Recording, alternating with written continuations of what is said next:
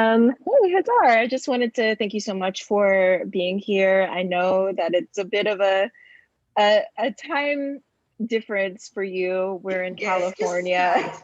It's like But I normally do interviews at 4 a.m. So you are perfect.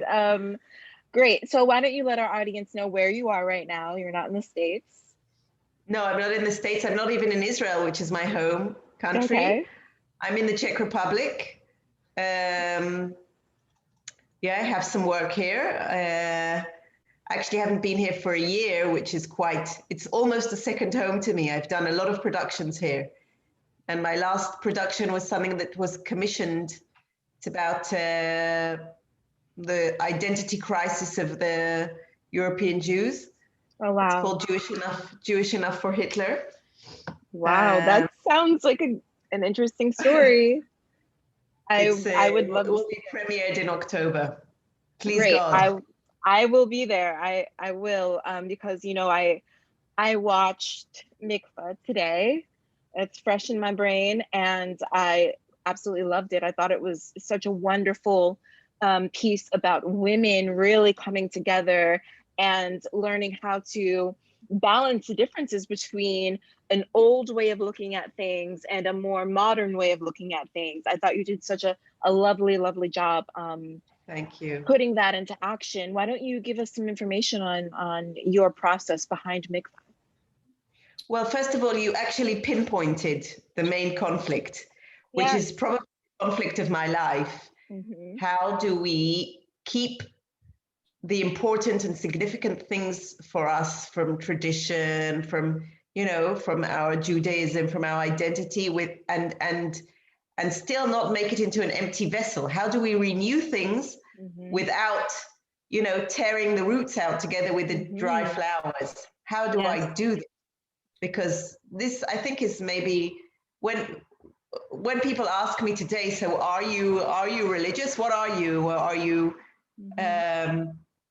um, so I normally say I traded my religion for belief, because Okay. there is something in religion that became for me a kind of empty vessel.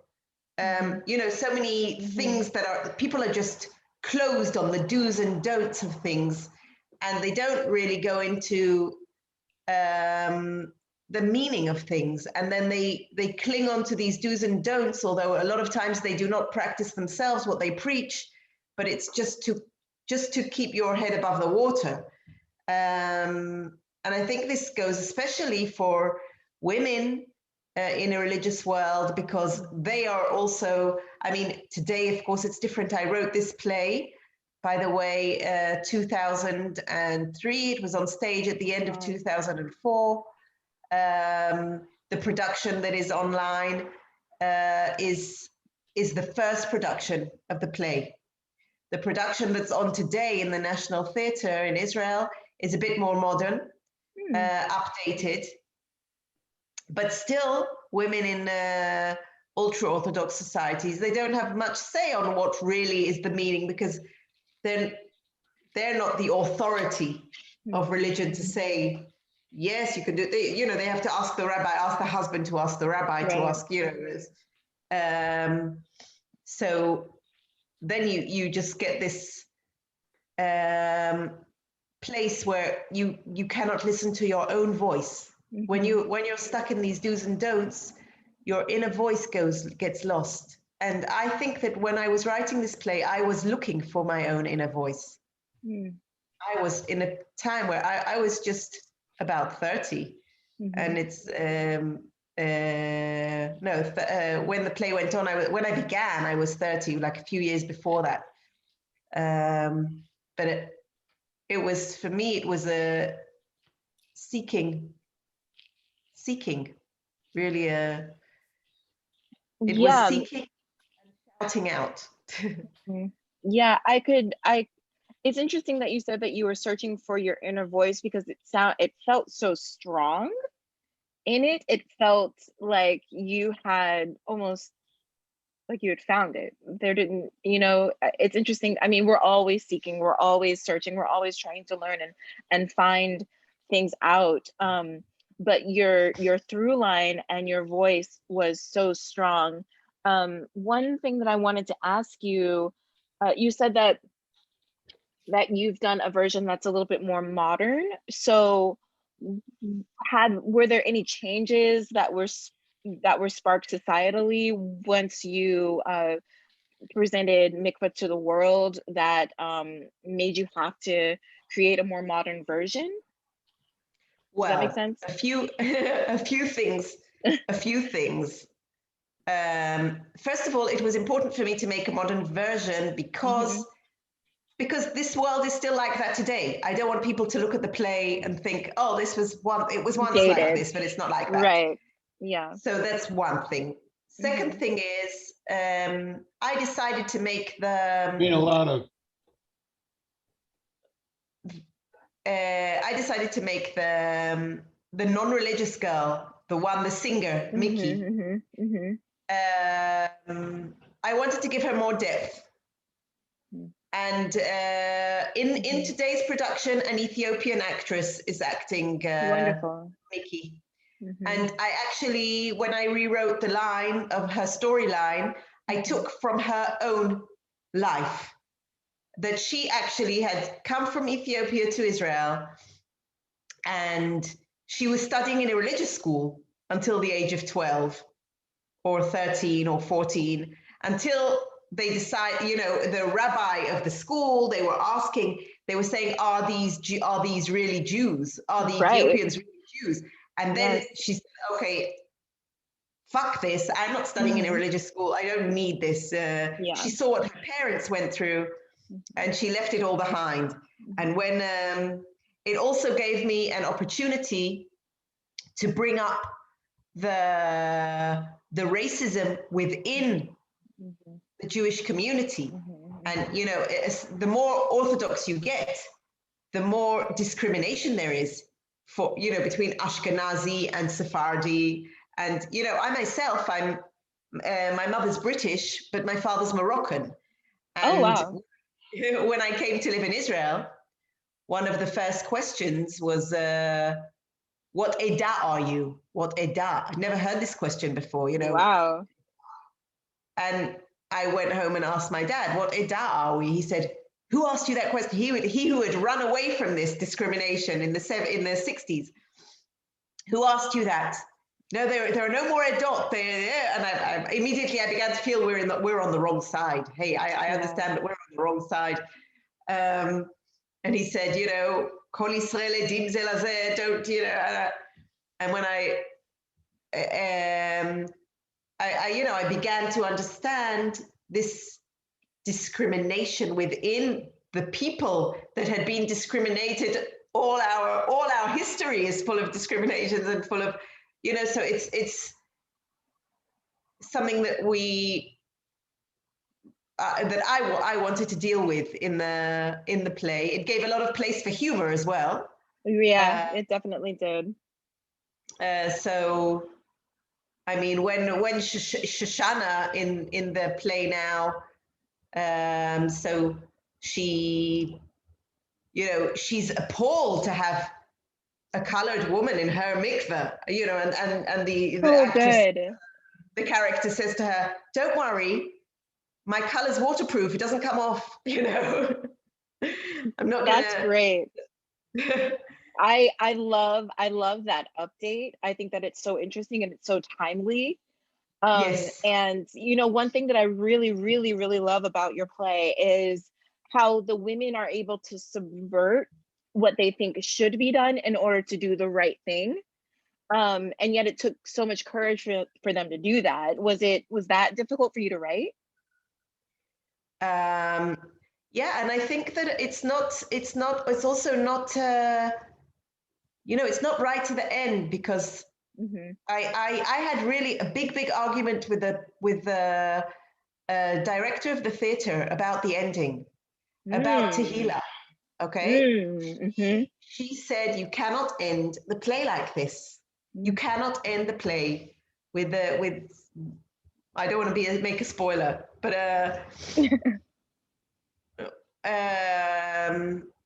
you cannot end the play with death. okay, just to be more vague. Right. And I said to her, it must end like this, because otherwise people will sit for two main reasons. First of all, people will see the play, and if it's just like this, okay, and the woman got together and they managed to help the battered wife and blah blah. So yeah, so and we all live happily ever after. Oh, so you see the play, you say, oh right, and they got together. No, I don't want people to leave the hall feeling comfortable that everything's okay, because everything's not okay. This is the audience catharsis. That's one thing. And the second thing is that the death at the end of the play has nothing to do with the men.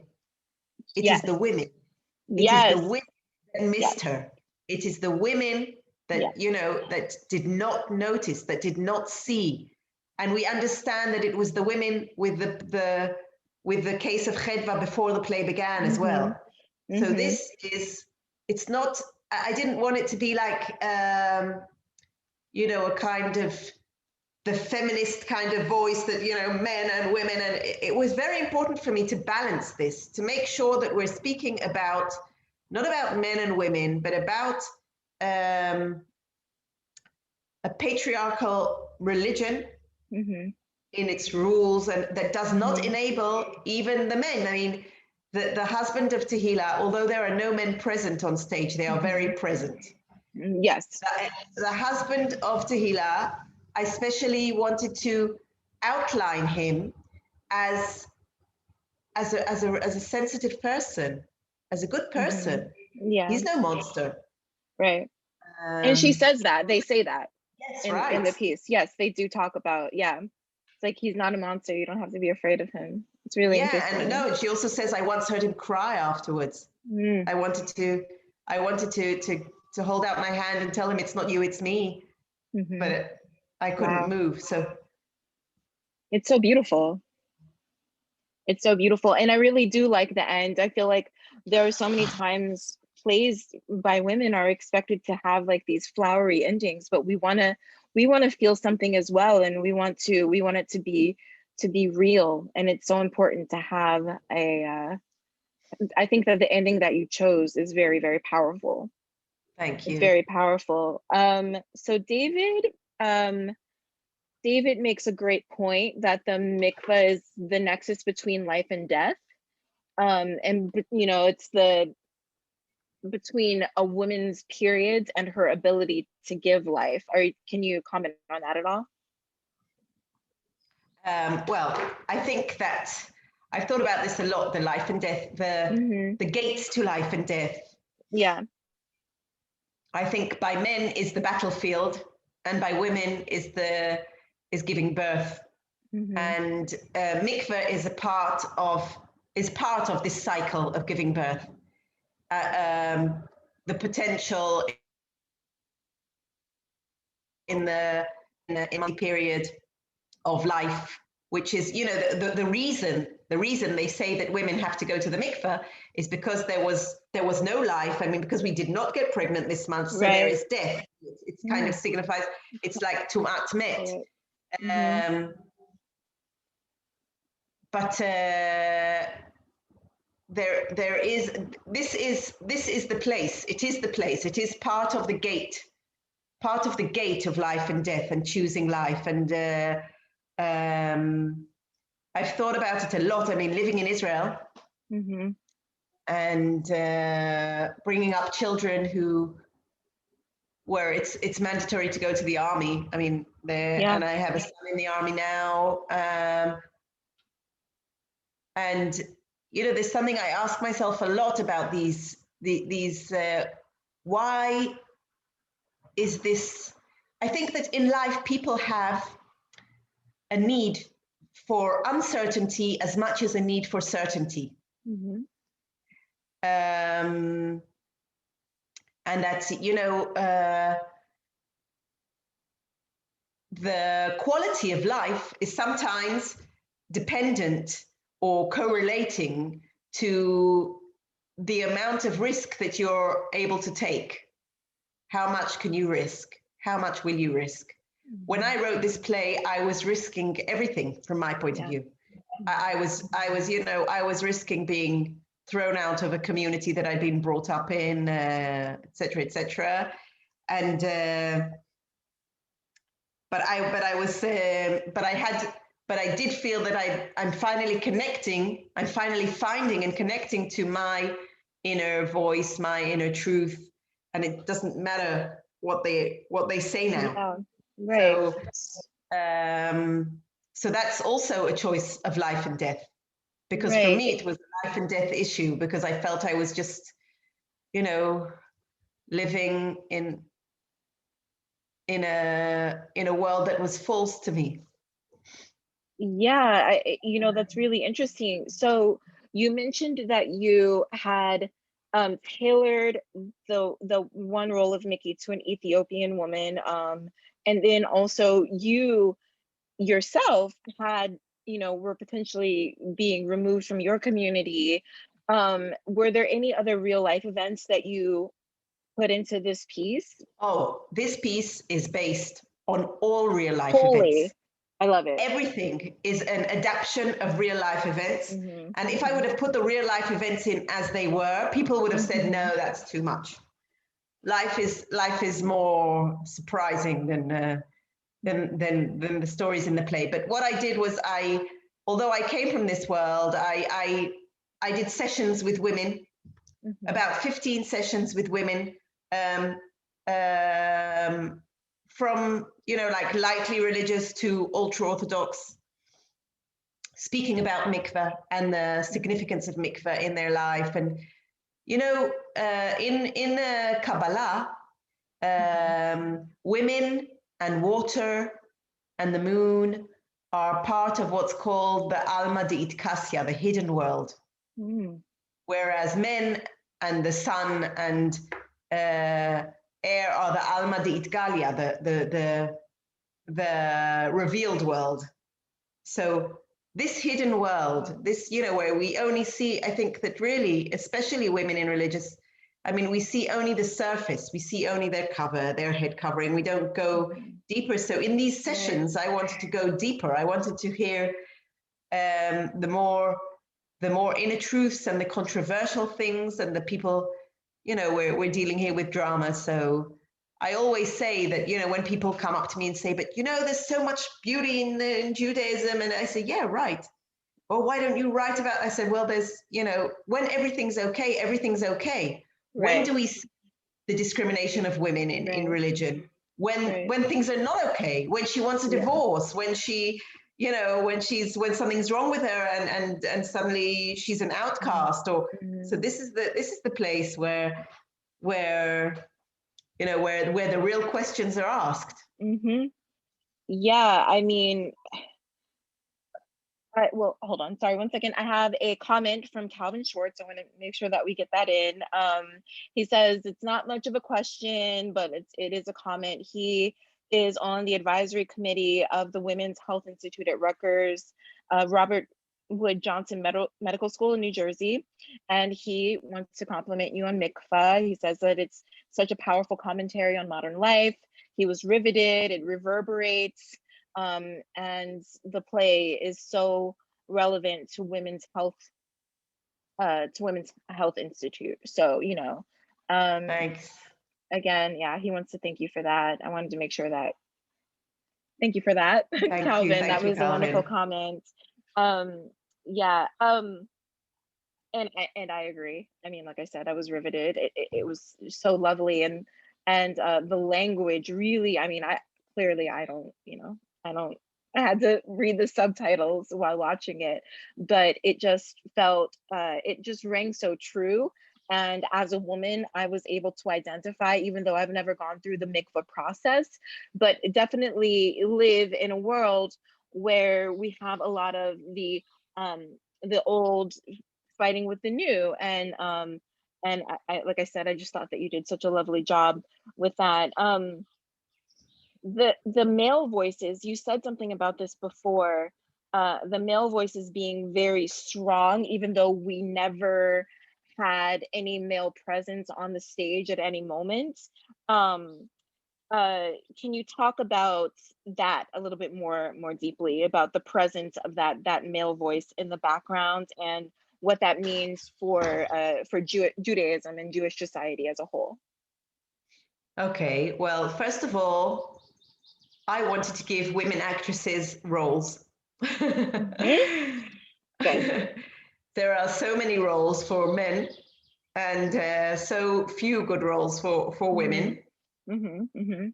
Mhm. Um, so and I really feel that the men's voice is stronger when they are not present.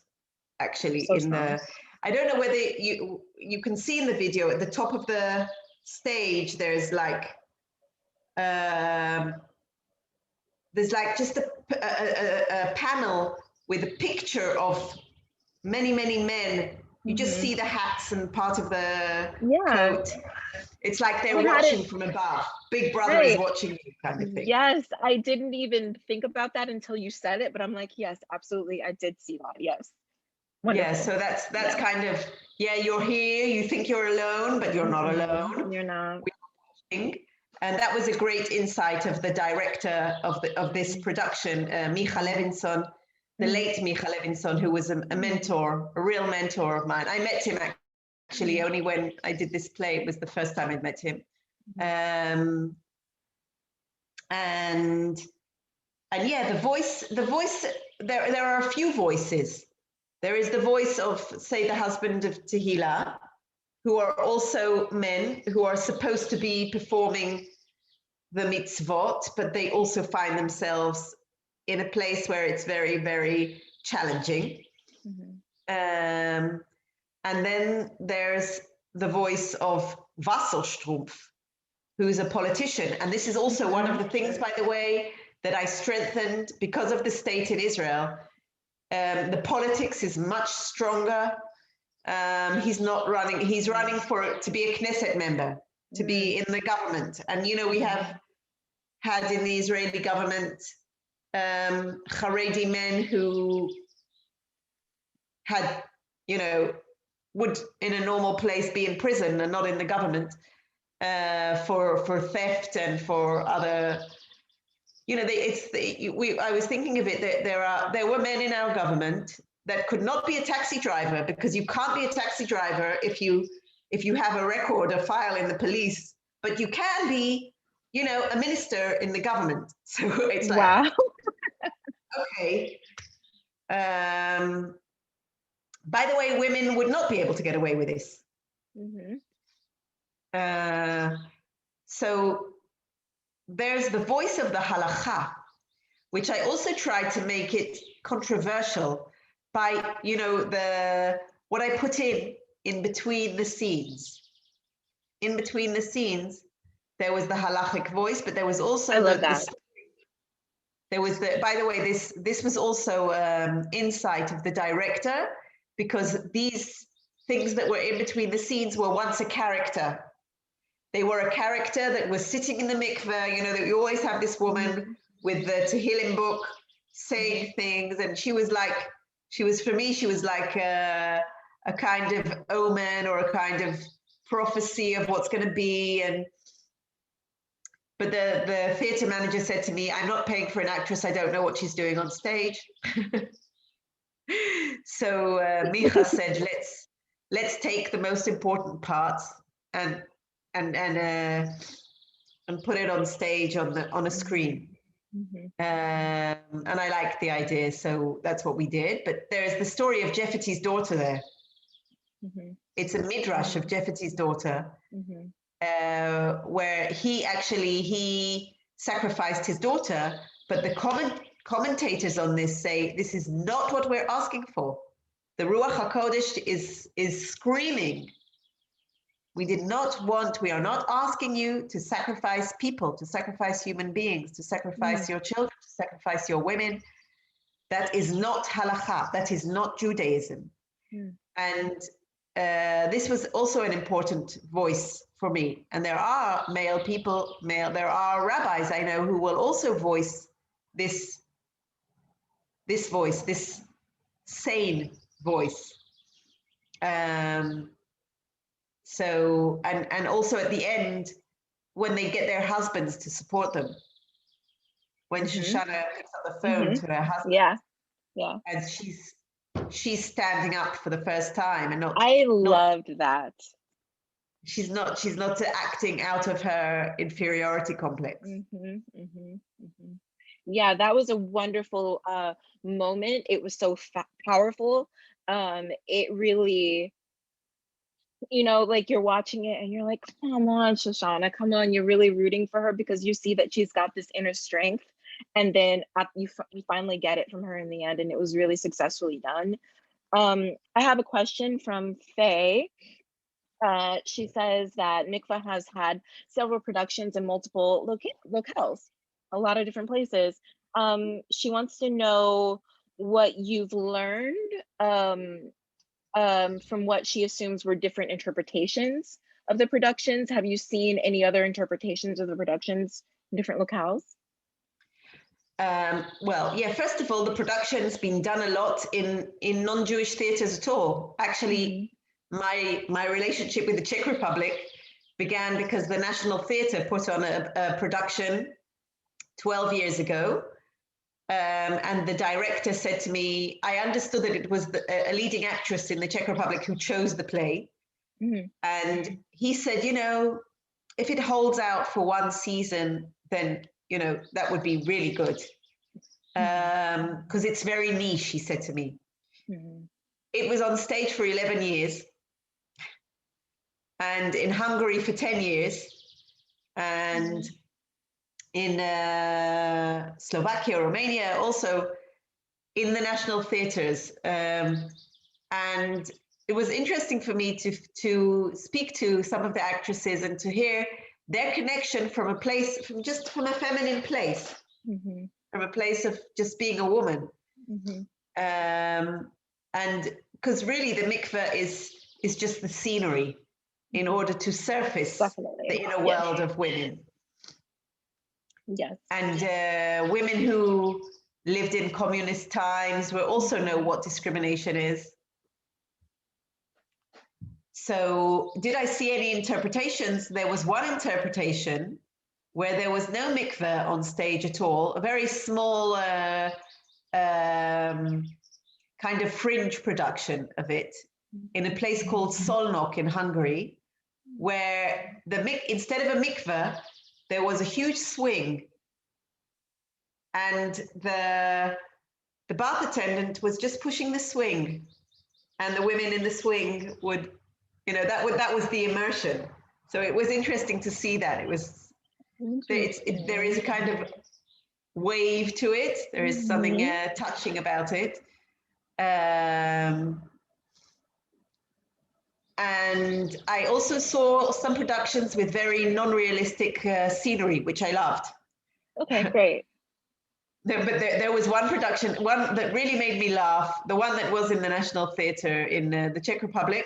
All the walls, by the way, all the walls were made of like strings, elasticated strings that can look like a prison as well.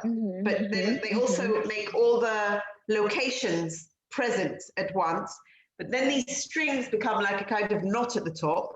And on top, at the top, there is a female fiddler on the roof, female violinist.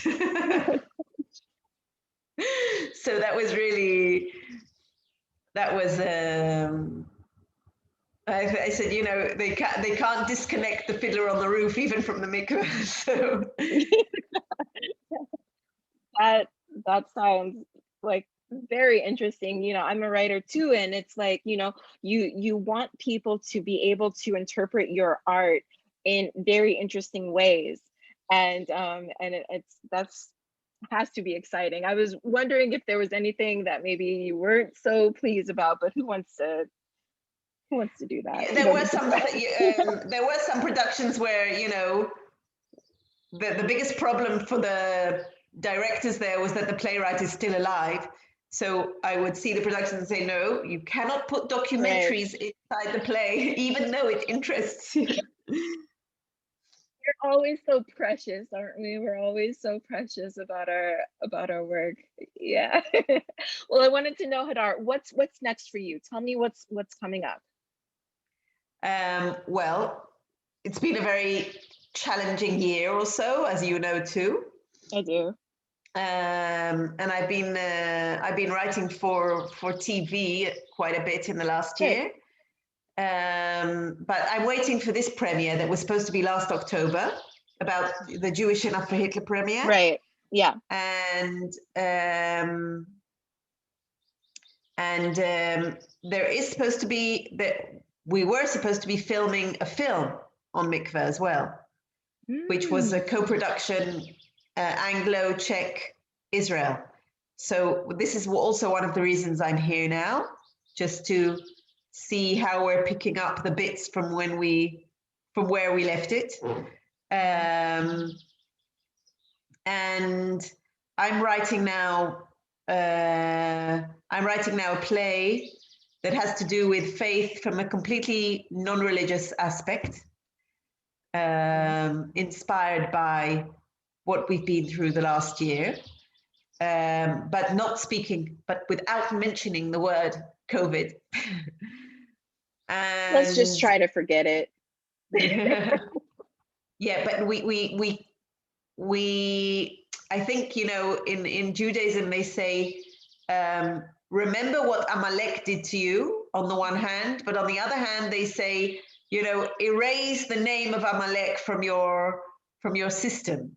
So I think the same needs to be done with what's happened the last year, because as artists we have a responsibility to reflect what happens in society, and society has gone through a huge change in the last year.